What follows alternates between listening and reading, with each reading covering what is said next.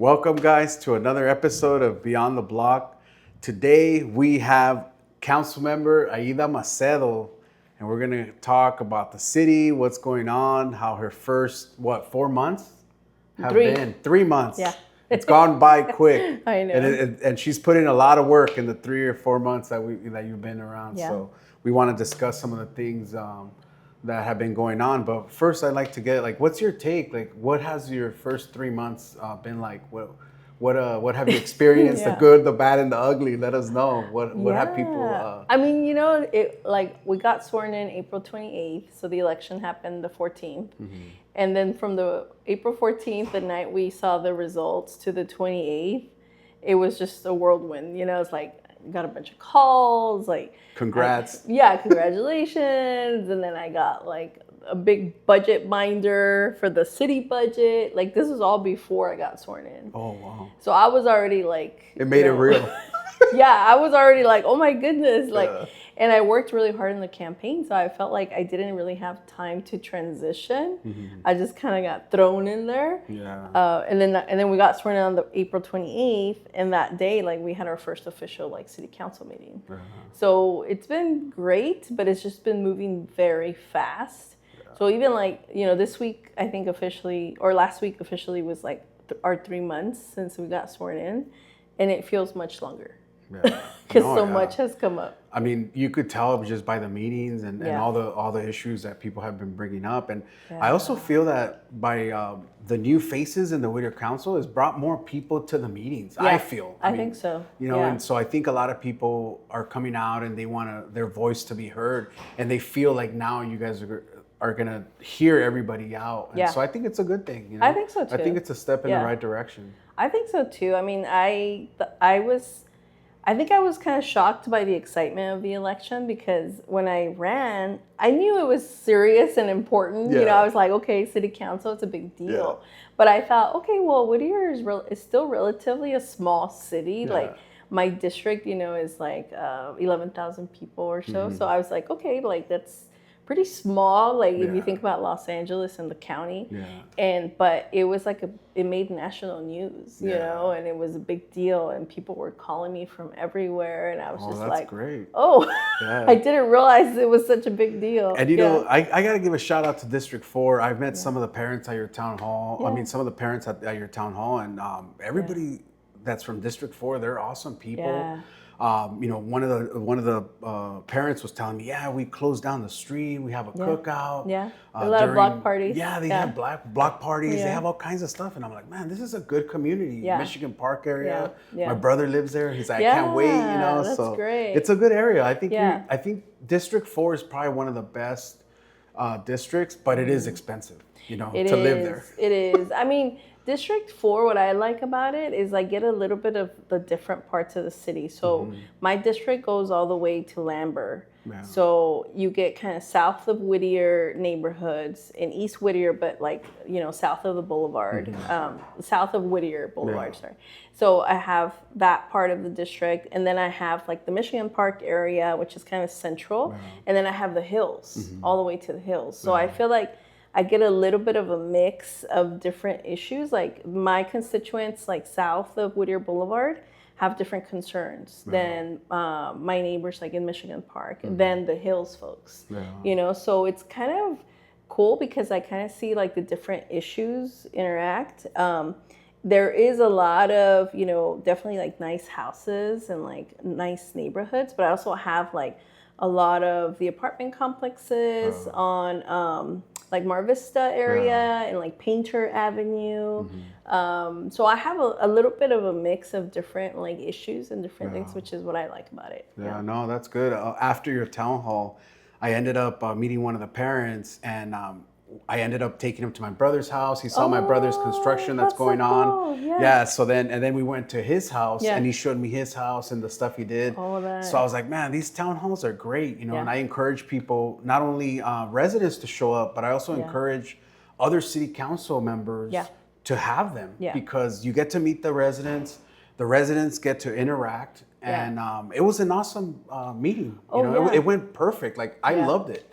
I thought it went really well too. So people were like, oh, you're going to do a town hall very soon. And I was like, yeah, because when I ran for office, I told people I'm going to be doing town halls and I want to do them once a quarter.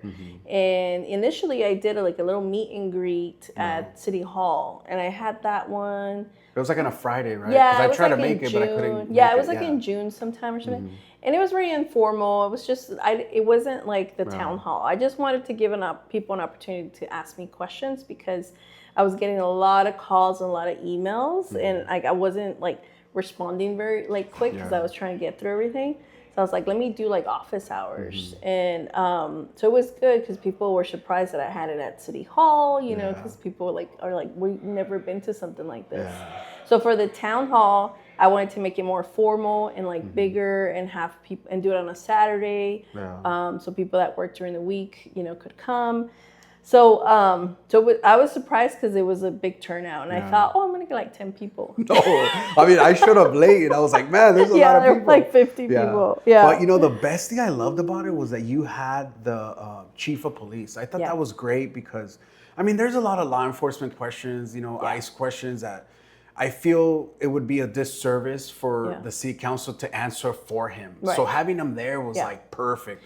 Yeah. And you telling them, hey, the chief is here, let him answer it, because he's in charge. Yeah. So I thought that was awesome. I've never seen that at another meeting, so it was great. Yeah, I really tried to have the right people in the room. So, I kind of thought to myself, because the reason I ran for office was because I was also a constituent, and I had questions, and I wanted people to give me answers, or tell me what they were doing to get me answers. And so I thought I need to have the people in the room that are the experts in those areas. Wow. I could fill in the blanks, but I just got here, I just got sworn in 3 months ago. So the chief was really great. He's been really great in terms of supporting any town halls or any questions that I have, and the city staff too. So it was good. That's great. And give a shout out to the chief too, because a lot of people, they give him a hard time, I believe. And it's not his fault that ICE is around, but he answers all the questions, and he's there for the residents. And I also want to give him a shout out, because I feel that he has a big responsibility, with ICE and the city and everything that goes on. So, I mean, he answered all the questions perfect at the meeting. I was impressed. Yeah, and I think he really does care about talking to the community. I think he, I think there's definitely issues with law enforcement, right? I, as an attorney, I've seen it on both sides. And I think I've seen other chiefs in other cities, they kind of hide, or they don't want to get involved, or they have a PIO officer, a public information person. I'm going to send my assistant. To talk, But I feel like it's great that he's out there and he's willing to engage with the community, because I think people have these misconceptions of, oh, this person's this way and this person's that way. And then when you meet them, then you're like, oh, I think he genuinely cares, and I think he does genuinely care about the community. I believe he does. And not only him, but also you had the city manager there. Yeah. And so I didn't even know who he was, but he introduced himself. So oh, nice. I got to meet him. Yeah, so that and was then I great had the public works person. Yeah, public works. Because people always have questions about the construction projects going on. So I wanted somebody from public works. Yeah. And then I had our trash company, Athens, because people have questions about trash services, So I asked them to come. Nice. And then I asked the mayor to come too, because I wanted him to answer any questions that were maybe citywide, that I couldn't answer. Put him to work. Put the mayor to work. On a hot Saturday. But let me ask you some questions from the residents. I like to go around the city and ask people questions, and my wife's always like, why are you asking political questions? And I'm like, hey, I'm trying to inform the community. That's great. My little podcast that I have going on is not to cause any more problems, because I feel that we have a lot of agitators and a lot of people that are just shaking, the system. But my job is just to inform, and a lot of residents, one of the questions they asked was about the coyotes. They're like, hey, the coyotes are there. My mom had a couple at her house, and I told them, what can the city do? I mean, they're protected by the state. You could call the 1-800 number, the and that's wildlife about number. It, right?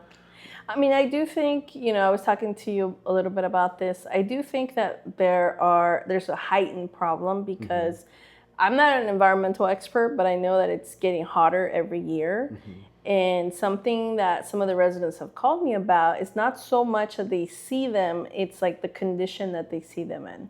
So they're like, oh, they look really distraught, or like really skinny, or they look really like, I don't know, malnourished, like they're not okay. They can't order Uber Eats, so they yeah, gotta go out and run. so, yeah. So the residents are not really calling me to be like, we don't like them. They're calling me like out of concern for the animal. Coyote, yeah. So, we have like a protocol to report them, but I still think the problem is bigger than the resources that we've allotted to that issue.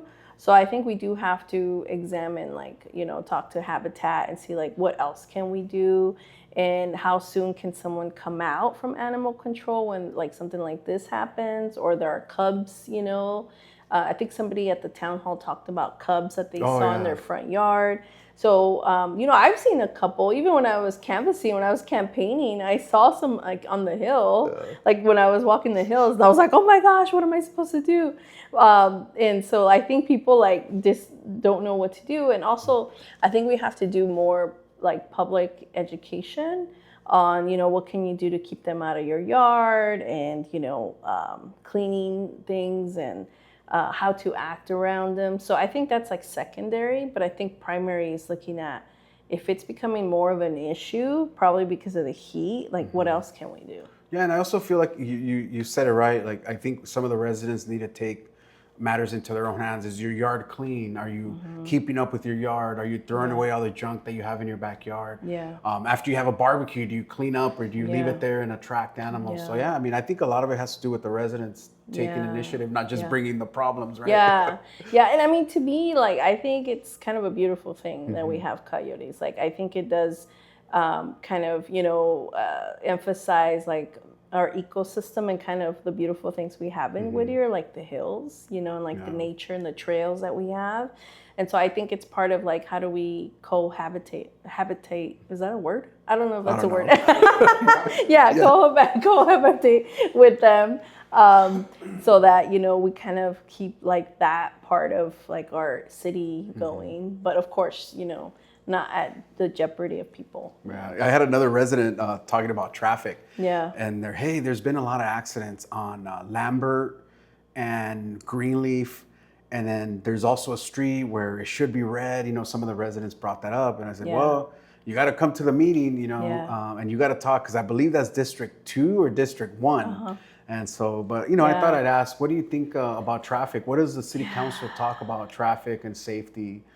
That's probably one of my biggest issues right now in District 4, traffic. So what I learned since I joined council is that there are certain streets that we designate basically as high transit areas per like state code and different laws.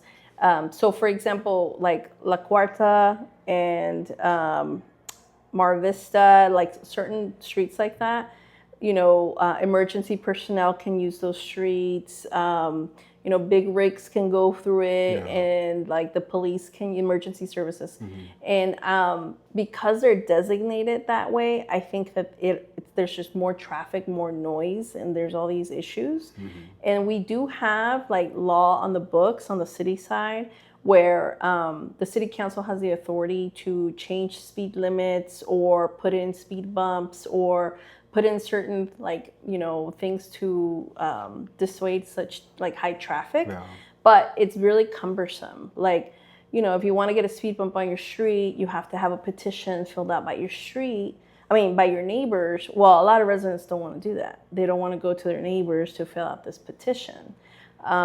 When you call the city council and there's, you're reporting high traffic, we have to do a traffic study to see if it warrants putting in something to change that. Well, sometimes the traffic study doesn't come back with the results that the residents want. So how do we balance that? So something that I'm looking at is like the actual law that we have on the books, and is it something that we can change policy-wide? The reality is like there's just a lot of cars and throughout the city, and I think there's different factors that play into that. Construction on Whittier Boulevard, a lot of development going in. So that's like policy-wise, I'm looking at some like long-term things to see like how can I basically like change what policy we have on the books to slow down traffic. So there are parts in my neighborhood, in my district, where I've asked the city to go out and put like the speedometer things. I don't know what their name is, but yeah, to record how fast they drive, how fast, pick up some data, right? Yeah, to see like what can we do. I'm considering other alternatives. Like, can we install permanent like speedometers in some areas? Because I think it does dissuade people from speeding. Because they either think they're gonna get a ticket or something. Just like they it's slow recording down. me. Yeah. I'm gonna get the ticket at home. Yeah, and then I myself, like, I live close to La Cuarta, so I've had somebody like cuss me out one day because my son was running out and our dog got out. And so I was yelling at my dog to not cross the street. And it's dangerous, because people are speeding all day. I feel like La Cuarta is a high traffic street. It is. And it's one of those streets, I'm telling you.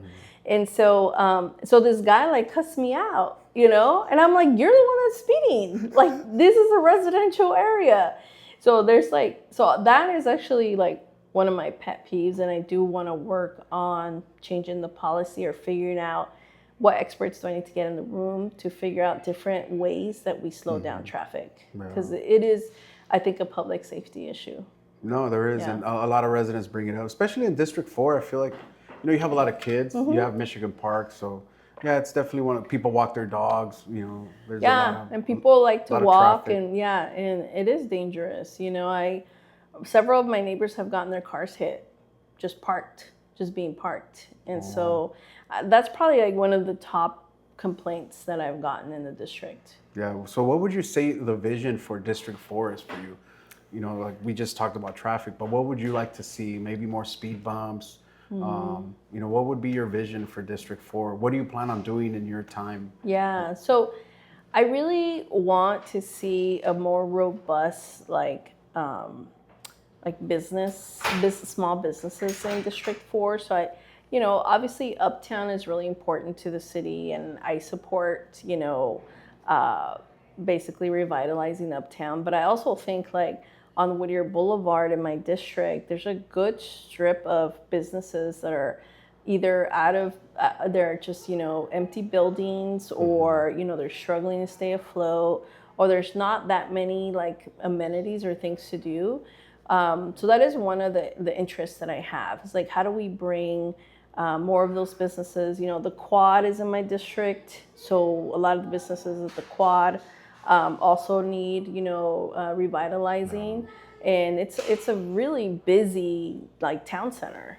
So the need is there. Yeah, and you mentioned the Quad, and now that I think about it, they lost Burlington Coal Factory. If it weren't for like Vallarta and the dog food place and Chuck E. Cheese, it would probably be even worse. But Chuck E. Cheese brings people in. Oh, and yeah. Vallarta, and Ross and TJ Maxx. My mom's always there. My mom is too at TJ Maxx. Voy a ir a la Ross. I was like, okay, Mom. Yeah, and so I would want to see like more places for like youth, or like young people, or maybe like art places, maybe bookstores,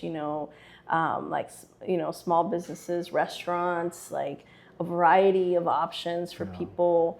I think that like in Whittier, we just have so much potential. I just think that it's gonna be a heavy lift to get these different amenities, because I think the need is here, and I think the desire is here. We have a great city, but I think that we just, as a council and as a city, we need to be more aggressive in getting those businesses and supporting the businesses we already have. We already have too, because I was talking to someone in Uptown, and somebody said, oh, I would love to see an Apple store in Uptown. So then I brought it up, and I was talking to someone, and they said, oh, no, you can't bring a big chain. I guess it's in the books. I didn't know that either. Yeah. Where you can't have a big franchise I think on there's Greenleaf. There's something in writing, right? And I didn't know that.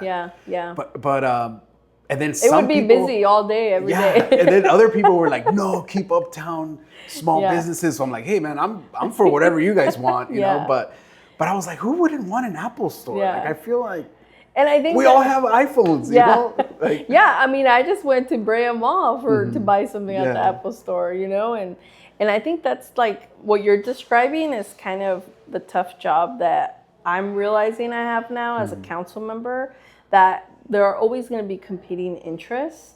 And I, as the representative of my district, have to do my best to represent everyone the best that I can, right? You're never gonna satisfy everybody. You're never gonna slam dunk it for one person, but I think I try to think about when I'm voting on the dais now and when I'm presented the agenda, I try to think about like my son's future. And I try to think like, how is this vote going to improve Whittier or not improve Whittier for his future and like the future residents of Whittier? That's kind of how I've been thinking about it, because like you said, like with Uptown, like I think that, you know, in other parts of the city, it's a balance, right? It's like, how do we bring in new things, but also not get rid of the essence and like the beautiful historic parts of the city, you know? Like lose like the old historic value, right? Yeah, how do we not become just another Orange County city? Because honestly, like... Or like a Fullerton. Yeah, exactly. With all the bars. Or like Irvine, because that's where I went to school. Like Irvine is all like complex development, and there's urban sprawl everywhere. You know, it's like, I think that's what makes Whittier like unique and beautiful. It's like we still kind of have like a city feel, but we have like the trees and we have historic like history. And I think that's like a gem that we do need to protect, but we also can't let it just like, you know, die. We have to bring in new revenue. We have to bring in new business, and we have to create opportunities and jobs for people here. Yeah, and you know, it's funny because another question that I had that I always ask my kids are like, hey, let's go to the wishing well and get some toys. So I'll take them there and I'll wait outside. I'm like, okay, you guys go ahead and walk around. So I'd ask some of the residents that are walking by, and I ask them about the trees. I'm like, hey, what do you guys feel? And it's a tie. It's 2-2. Like last time I asked 4 people, 2 of them were like, you know, I think we should get rid of the trees because it doesn't mean we can't plant more. Like if you get rid of them. And then number 2, I feel like you don't get to see the beautiful buildings because of the trees. And then other people were like, no, we're not cutting the trees. And I'm like, okay, man, I'm asking questions for my own info. You know? Like, what are you up to? What are you up to? So that's another one where people are going to comment, you better not touch the trees. And then other people are going to say, well, you know, we can't see the beautiful buildings. Like where the Starbucks is, I believe that used to be a bank. Oh, Starbucks, in Uptown. Yeah, in Uptown. So there's beautiful buildings, and a lot of people say, hey, I've lived here a long time. I would come here as a kid when the buildings when the trees weren't that big, and you could see the buildings in there. There's beautiful buildings, but the trees are covering it up. So has there any improvement been on what's going to happen with the trees? Like the people want to know. I want to know. I know. Everybody wants to know. I want to know. Well, there's pending litigation. So there's a lawsuit. There's actually, I think, 2 or 3 that the Whittier Conservancy has brought against the city. So what's interesting now is, now as a council member, like I get a vote in how the lawsuits go in litigation, but everything we discuss is in closed session. So the reason it's in closed session is because it's supposed to protect the integrity of the lawsuit or negotiations and all this stuff.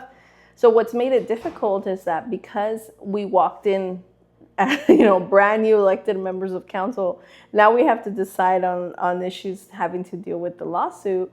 Well, I can't like publicly tell people what's going on until we resolve it, or until there's something to report to the public. Thank you for making it this far. If your electric bill has you stressed out, send me an email right here and we get you solar and a backup power. Now let's get back to the episode. And I think it's so frustrating, you know, on the public side and on my side, because I'm like, I want to tell everybody, but I can't tell everybody yet. We haven't resolved the lawsuits yet. But what I can tell you is that there will be updates very soon about the tree issue.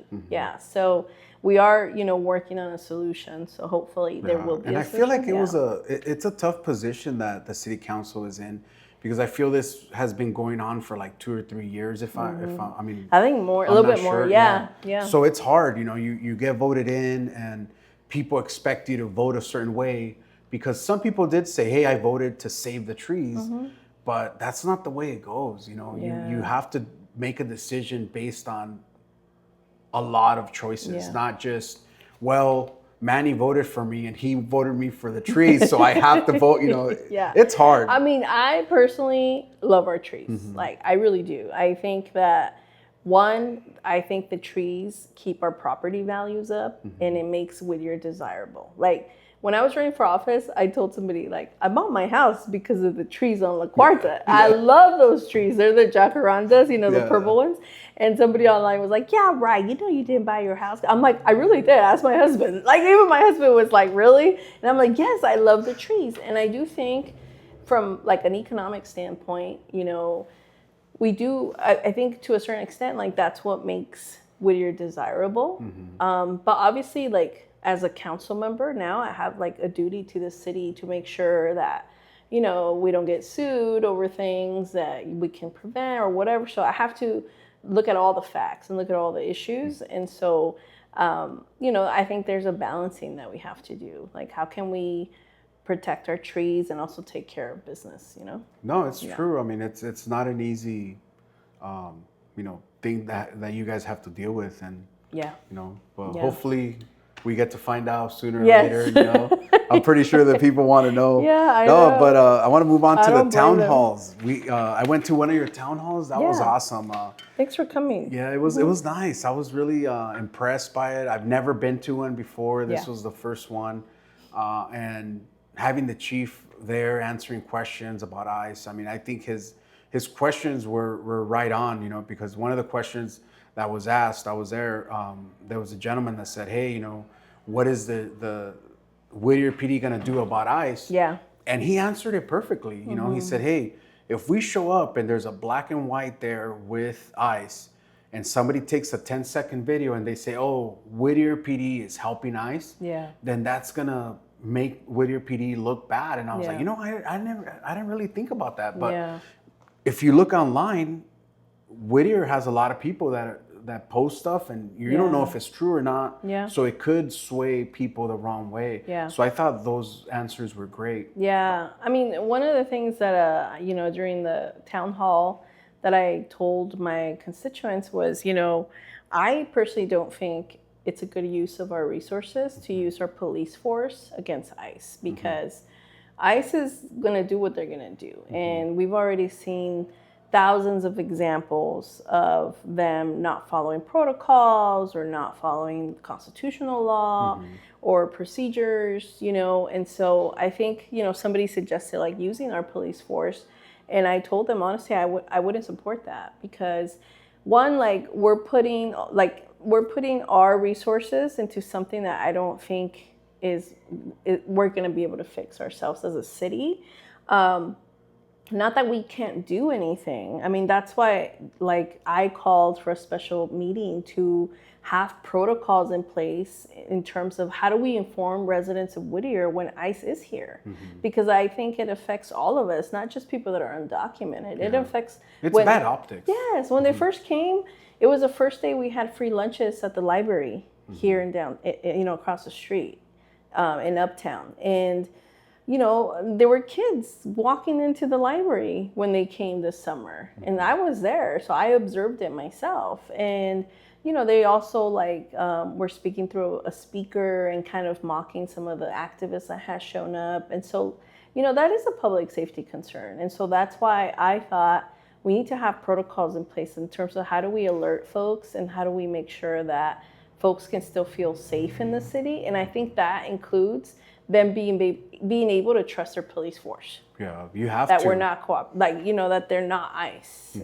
Because we have so many other issues. Yeah, because a lot of the residents, I think for the majority, I would say 80 to 90% of the people that I talk to, they're upset. They express their feelings how it's bad optics. They feel that this is something that happens in other countries, not in the U.S. Yeah. Like this could happen in Mexico and Colombia. It looks like somebody's getting kidnapped. Yeah. And these are tactics that are used like in military war style, right? So a lot of people are upset about that. But with that said, there's also a lot of residents that they feel that ICE has taken the forefront in the city council, and they're like, "Hey," like my brother, he's like, "Well, I mean, I feel bad about ICE, bro. I think it's wrong, but my permits are taking a long time, for my house. Like, I what do I do?" I'm like, "I don't know, man. You just gotta go to the city safety and talk to them, and take a number and put your name." The development, because there's a lot of issues. A lot of people hate what's going on with ICE. They don't like it, but they also feel that there's concerns that are of greater need here in Whittier. So it's a balance. Yeah, it is balance. And, I've heard people say that too, we don't want to focus too much on this and, we got to focus on the other city things. And I think the reality is that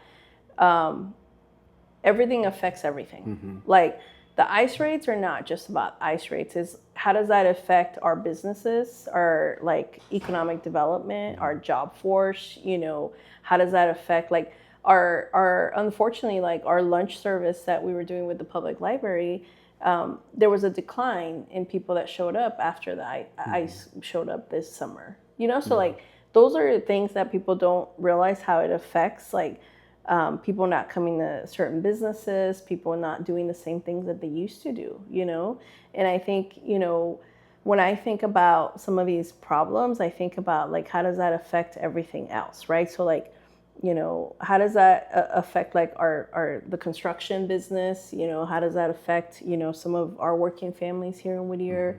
So I try to think about it like in a more like macro way of like how everything is connected. And I try to respond to things and like for example, for that issue, I felt like it was urgent because it happened quick and I was there. So I observed it.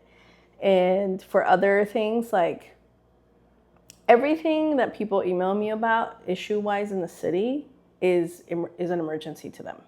And I think like to a certain extent, like we do have a lot of problems, that we need to be like resolving as much as we can. But I think, one of the things that I worry about is people feeling safe.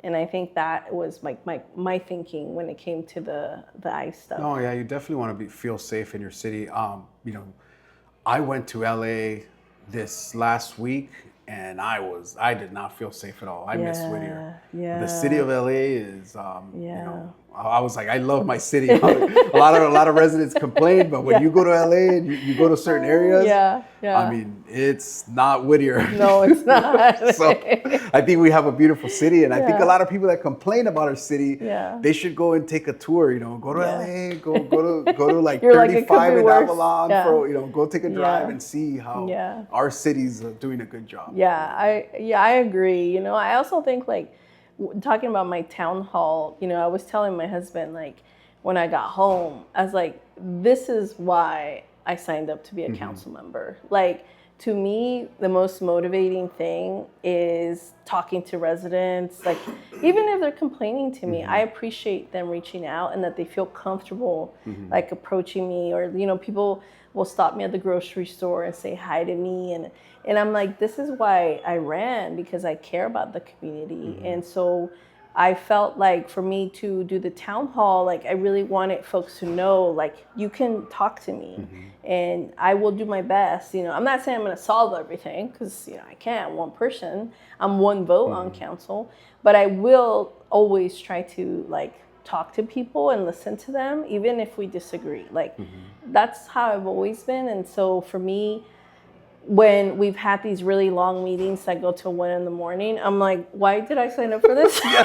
I miss my kid. Like, I actually won. I'm like, I miss my son, But then when I had the town hall, I was like, this is why. No, it was a good feeling. I'll be honest with you. I left and I was like, man, I feel like I accomplished something. I feel good. I met my fellow residents of Whittier. I've lived here a long time, so it was good. It was a great feeling. People that are not in my district. Yeah, I'm not in your district. And they like to come, and I welcome it because I'm like, the fact is that like the city's small, so like we all interact in the same parts of town. Like I think the district thing is helpful because I can direct my attention to my district, but I also vote on citywide issues. So my vote is also important for uptown, for like for all the other districts. Yeah. So when people come from other districts, I'm like, I welcome it. It's fine. And I tease my colleagues. You're a constituent. No, I'm glad you do, because I don't think Pacheco has ever had one. I would show up. Yeah. I'm hoping that all the other city councils see what you're doing and they start doing it.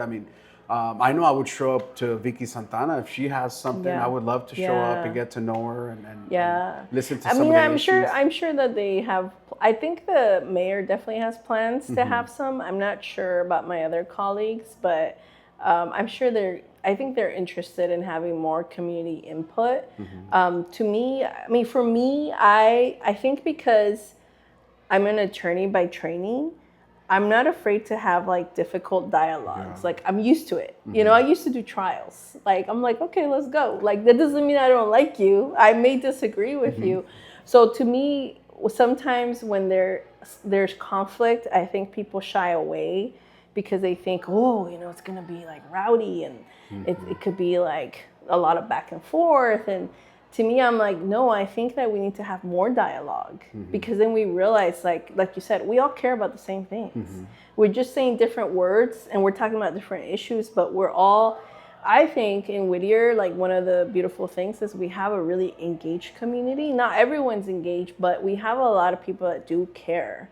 And, you know, people that have the time do like, you know, I think try to help where they can. I think we need to do a better job in engaging people that have not been engaged in the past. They've been kind of left out, you know? Yeah, so Vicky, Santana, and Pacheco, and even Kathy Warner. You guys got to have... Well, Kathy Warner has something. So you guys got to have some town halls on Saturday. I'll bring cookies if you guys have some. You know, send me a DM. I got to reach out to them. I actually think that you should. It was a good feeling, you know. Like I said, I loved it, you know. But moving on, I want to ask you the other question too about what's going on with the city workers, right? There's litigation and stuff we can't talk about. Yeah. But my question about that is, because I talked to my kids about that, and you know, recently a school teacher that we know retired at 50, and they're asking me, they're like, well, they're not going to work anymore. How are they going to make money? Yeah. And I said, well, you know, their retirement, they're going to have retirement for the rest of their life. Health and all that. Where does that end? You know, because somebody has to pay for that, right? Yeah. So when you look at the city employees, we all want a city job because of the benefits, and then once you retire, you get that. Like kind of like the police and the police guys, the fire department. They have great benefits, but where do you cap that? Because the money has to come from somewhere. And me as a homeowner, I'm like, oh, my taxes went up again. Well, I got to pay for the school teacher, for the police officer, for their benefits when they retire. Like there's got to be a balance, right? Like, what do we do about that? Because I feel like we are going to see a problem in the 10, 20 years from now because of the way people are living longer, and then they're going to retire. So what does the city plan on that? I mean, I think that we have projections. I mean, this is obviously, I've only been in office 3 months, but when we were presented the budget, we were given some projections in terms of what our workforce will cost us. We get reports on the reserve that the city has. How do we invest those reserves? So there's a lot of, you know, financial, I guess, you know, future projections for us to be able to meet those demands of the workforce, you know. And so, you know, I think it's like everything. It's not an easy answer because you want to attract a good workforce, right? And we want to create jobs for people here and locally or close by. So I think in order to do that, I think union jobs are important because they pay more and you have benefits and you have pensions. And of course, you know, emergency personnel is a riskier job. So, you know, they put more on the line. I mean, they literally put their lives on the line, right? So I think it's hard because as a fiduciary for the city, I have to think about, like you said, how are we going to pay for that? You know, how are we going to keep a reserve, and how are we going to make sure, especially right now with the way things are in the nation, like, you know, you're seeing the gap get bigger, you know, in terms of, you know, the richer get richer, the poorer get poorer. That's the reality. And so how do we plan for that volatile, like in the market, like you know, that changing kind of projections? And so I think, you know, for me, I definitely am a big proponent of supporting our workforce. And I think one of the things I've been thinking about is like, how can we create more jobs for people, more city jobs, because there are a lot of things that we outsource. And, the business model is that the more you outsource, the cheaper it is, because like you're saying, then we don't have to pay pension, right? Then we don't have to pay benefits. Then some other corporation pays it. But at the same time, I feel like, well, we're making those corporations rich, and how do we know they're hiring our local workforce, And that's a scary part, because I mean, I feel like it's a balance, and from your town hall, there was a gentleman there that worked for the city, and he was there speaking out, trying to get benefits and stuff. And don't get me wrong, I would love to give everybody a good pension, but the money has to come from somewhere. And that's what I think a lot of people don't understand, that have never ran like a payroll and having a business. The money doesn't just come out of thin air. You got to take it from sales tax. You got to have businesses that you tax. I mean, and it's I think you would save a lot of money if you were to get rid of all the city workers and outsource it. But then, like you said, who are you going to hire? Are they going to hire people that are local people from Whittier? Because a lot of the people live in Whittier, work in Whittier, and then they spend their money in Whittier. So it's a good thing. That's what we want. And I think too, like, to a certain extent, I think we're subsidizing what the national government is not doing, right? Like, the cost of living has gone up, rent has gone up, property values have gone up, but the interest rates have also gone up, so people can't afford homes, So I think what's happening at the national level is affecting us at the local level, because the cost of living is more expensive, like just me going to the grocery store, I'm like, why is my bill so high? And I'm an attorney, I'm like, I should be able to be okay with my groceries, but it's like every time I go, it's more and more. And I think that's the reality that we're, as a city and as different municipalities, we're in the county, we have to subsidize now what the national government is not willing to do, and the cuts that they're doing. So I think, I think we're in a tough spot right now, because I do think that there's inflation. There's inflation. And then the private sector doesn't keep up with inflation. It's not like the private sector. It's not like you hired an outside company to do, let's say, construction or a parking building. That doesn't mean that, hey, inflation went up, we're going to give all our employees a raise. That's not realistic. And the thing is, you as a city, if you hire them, you have no control over that, because you're hiring the boss, right? You're giving the boss the contract. You can't tell him how to run his business. You can tell him you need to have insurance, you need to have this, but you can't say this is how much you got to pay the workers. I mean, we can, if we come up with a contract and negotiate that, or have a project labor agreement, which the council can do. But we don't have that right now. So I think it's, I think about it, on both ends, because it's like you said, you would want a city job. It's like my brothers, both my brothers have union jobs. And I think had they not had union jobs, they wouldn't be able to do what they're doing right now and raise their families. And they're not living large. It's just minimum, like a house and 2 kids. I mean, there's definitely, the unions help out. I just feel that there's some unions that are not, like teachers, for example. You have the teachers have their teacher union, but some of the teachers, what they're making is man, why is a principal making $3 million? It's top heavy. And then the poor teacher has 40 kids and she's only making $70,000 a year. And they're fundraising for their classroom. Exactly. They're like, hey, let's sell candy so I can get pencils. How does that happen? So and there's good and bad about I think that's also oversight. How does that school board, how do they run their budget, and city councils have to do that too. It's how do you balance that budget, and how do you make sure, And it's funny because I live in front of a school, and then you see the teacher comes in, and then the teacher, driving the Nissan Altima with missing hubcaps, and then you see the principal brand new Escalade, and you're like, oh, why is this going on? What's they're all union jobs. What's happening? Yeah, I'm surprised that there are a lot of schools that still actually, I'm not sure if all the districts in Whittier are unions in terms of the school districts. I'm not sure either. But I've been surprised to learn that I'm gonna get killed in the comments though. I know. I've been surprised to learn that not all the school districts are union jobs. you know, because you would think they would be, but I don't know. Yeah. Yeah. Well, I mean, I think we covered it all. Hopefully, I show up to more. You have more town halls, Yeah, and I hopefully will. you tell some of the city council to Yeah. to have some. They're gonna be like, why are you creating more work gonna, for me? yeah, they're gonna get mad.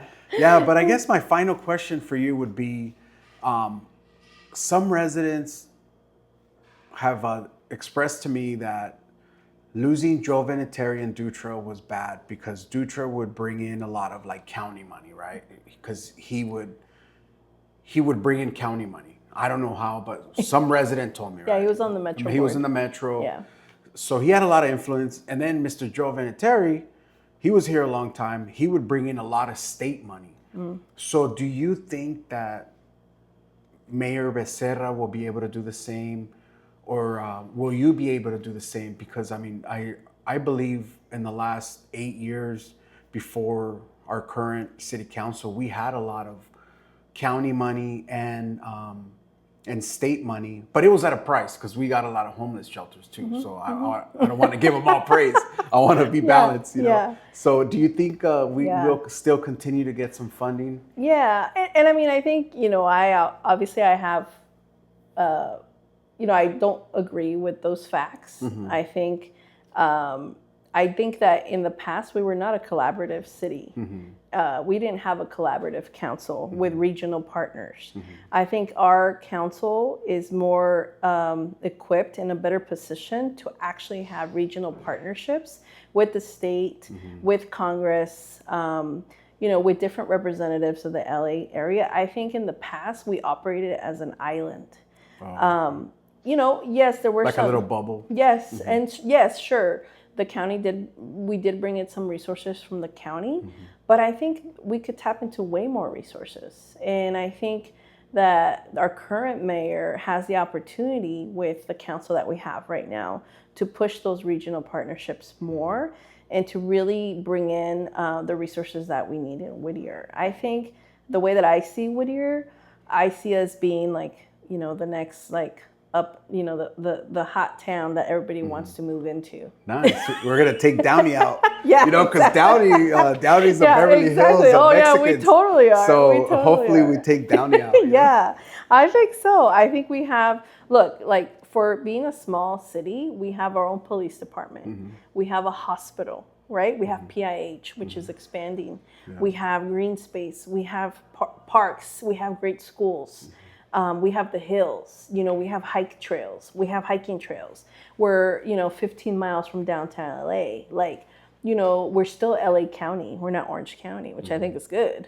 And our taxes are not as high. So there's and we have a beautiful uptown. We just need to fix it.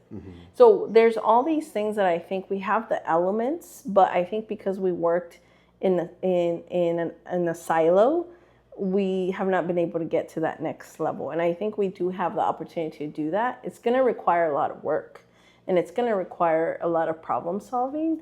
It's going to require us informing the residents of, like you said, what can we do, and be more transparent and having more access to information, because I think there's a lot of distrust of our city council because they didn't have that access in the past. Only a select few had access.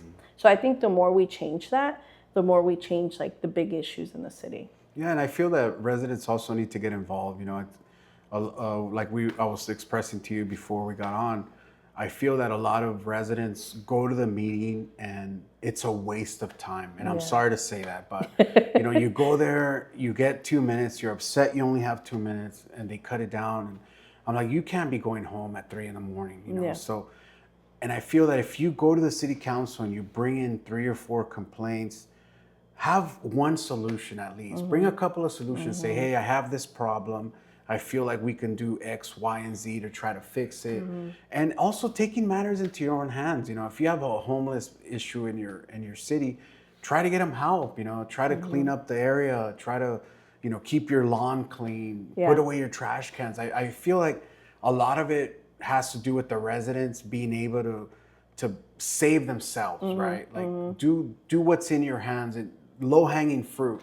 You know, and we have to start with our home and our kids and teaching them to be better members of society and to help your neighbor next door. You know, so hopefully we start with this and the communication that we have going, the town halls. You know, I think it's a step in the right direction. Yeah, thank you. Yeah, I agree. You know, I think that what I really like about, you know, the neighborhoods in my district is that I think people do try to have block parties. Like, yes, it's a party, but it's so much more than that, because it allows you to see your neighbor as a neighbor and not just as like, oh, that neighbor has like this, or, you know, or judging people by appearances, but we actually create meaningful relationships, and then we look out for one another. You know, it's like with my neighbors, they go out of town, I keep an eye on their house. You know, I bring in their trash bins. You know, they look out for us, and it's like, I think the more that we do that, the more we're willing to get involved, and the more we're willing to do things do something about things that don't affect us personally. And I think that's what you're saying. You know, it's like we got to raise our kids to care about other people, not just like themselves. And hopefully, you know, I don't know. Right now, I think District 4 is winning. You know, I hate to admit it. I'm not running for office anymore. I don't live in District 4, but funny. you know. Well, your brother does. Yeah, my brother does. Your brother does. I feel like all the other districts need to step up. You know, all the other city council need to have meetings and make the neighborhoods get together, know your neighbor, and hopefully, you know, we start creating some change. You know, so thank for the you. better. And thanks for informing our community. You know, it's great what you're doing. No, thank you, and hopefully, you know, we have more town halls. Yes, we will. And with that said, guys, hopefully you like this episode. If you do, like, subscribe, you know, leave us some comments. Just not nasty comments. Leave us some good, positive comments. Save that for the meeting. Oh, that's fine. No. Thank you.